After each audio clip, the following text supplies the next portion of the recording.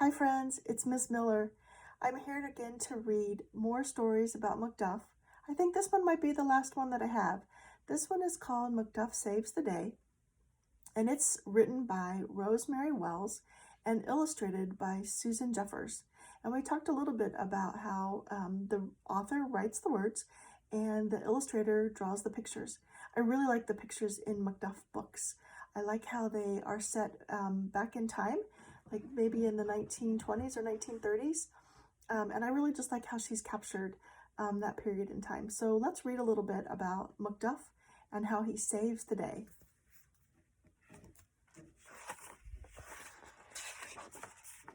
It was the 4th of July.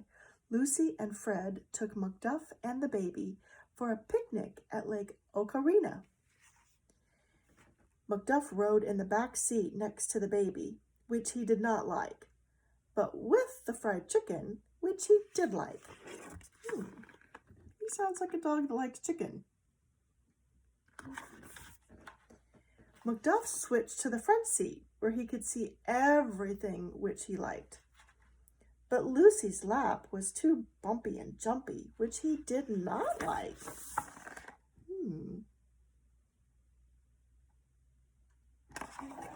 McDuff sounds like he might be a little bit like a child. Likes to ride in the front seat? Yeah. He could not make up his mind where to sit, so Lucy and Fred stopped the car and gave McDuff a walk and some cool water. Sounds like he needs a break.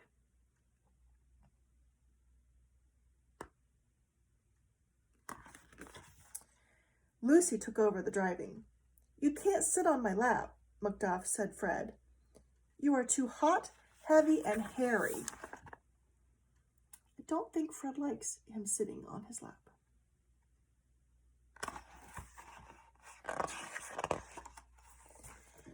Back went McDuff next to the baby again.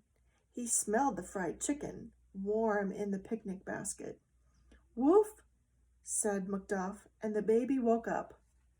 Uh-oh, can you predict what's going to happen next? Let's see.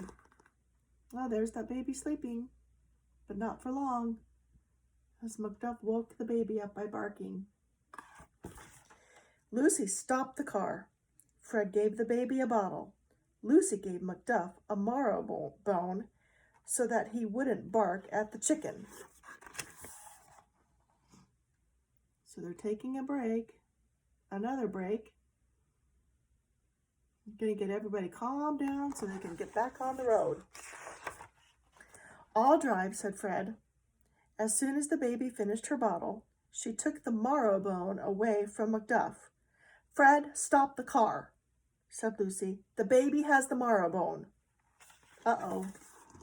That's not going to make McDuff happy, is it? Nope, not a happy dog. "I'll drive," said Lucy. Fred had to sit in the back seat with the baby and the chicken. "He always gets the front seat in the end," said Fred. McDuff stretched out on the front seat and fell into a sausage squirrel dream. Oh, look at that happy McDuff. He's probably all warm and cozy and taking a nap. When they arrived at Lake Ocarina, Lucy carried the picnic basket and the baby. Fred carried the beach chairs and the blanket and the handy-dandy fold-away baby emergency travel kit.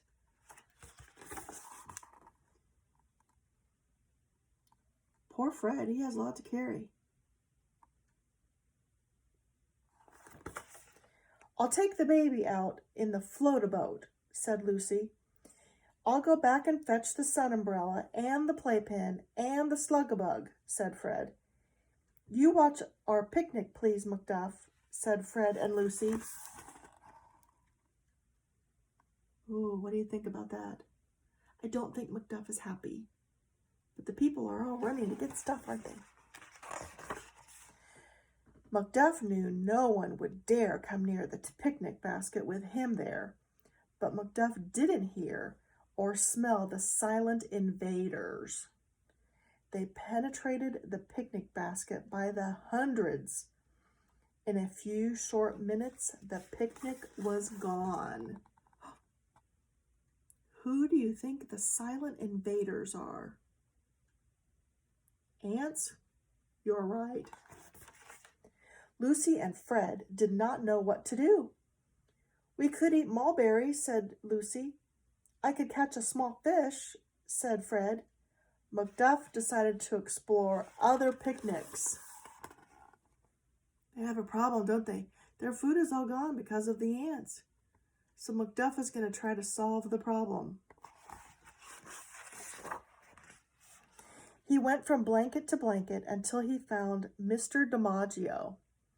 McDuff took a meatball from Mr. DiMaggio's picnic. No, said Mr. DiMaggio. McDuff started eating more meatballs.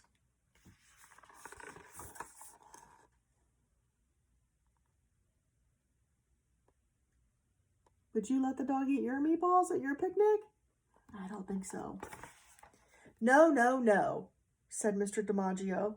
Lucy and Fred heard him. Your dog is eating my picnic, said Mr. DiMaggio. We're so sorry, said Fred and Lucy. Look, he's trying to jump for those meatballs. They must taste really good.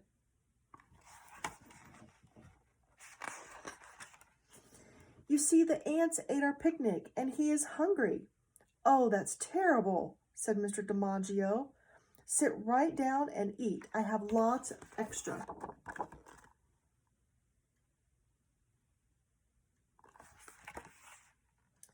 Mr. DiMaggio shared his egg salad, fried chicken, devil's food cake, and lemonade with Lucy, Fred, and the baby. Lucy gave McDuff a turkey and tomato sandwich. That was nice of Mr. DiMaggio to share his lunch, his picnic lunch. Without you, we'd have had nothing to eat, said Lucy. Without you, I'd have been very lonely, said Mr. DiMaggio. But it was McDuff who introduced us and saved the day, said Fred. Oh, look, they're all watching the sunset.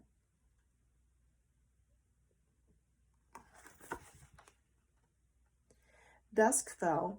Mr. DiMaggio brought out his concertina. Wah! Screamed the baby. Fred held the baby's ears, but it did no good. So it looks like a concertina is a type of accordion, but I don't think the baby likes the sound. I'm not sure McDuff likes the sound either. Mr. DiMaggio played the Star-Spangled Banner. Wah! Screamed the baby. Then McDuff began to howl, and everyone sang along. Look at that funny McDuff howling. And the baby is crying and screaming. It was time to pack up the umbrella and the float-a-boat and the slug-a-bug and the handy-dandy fold-away baby emergency travel kit and say goodbye to Mr. DiMaggio. Into the back seat, McDuff, said Fred. Look, they're packing everything up. And there's McDuff. His tail is down. I don't think he likes getting into the back seat. But he got in, didn't he? There he is. You can see his face through the window.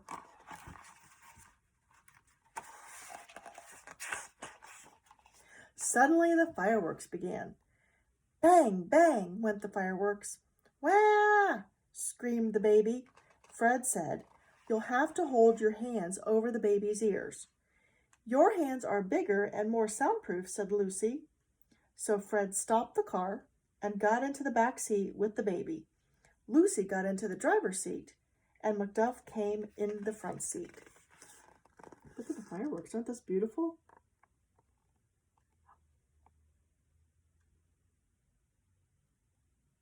So what do you think is going to happen next? Can you predict? You're right. He always gets the front seat, said Fred. Yes, said Lucy, but after all, he saved the day. You know, I noticed something else about this story. Because it was set in earlier times, they didn't have car seats for children like they do now. So that's why the baby is being held by Fred. Funny story, isn't it? What a great way to start our week. Have an awesome day today, friends, and I'll talk to you again soon. Bye.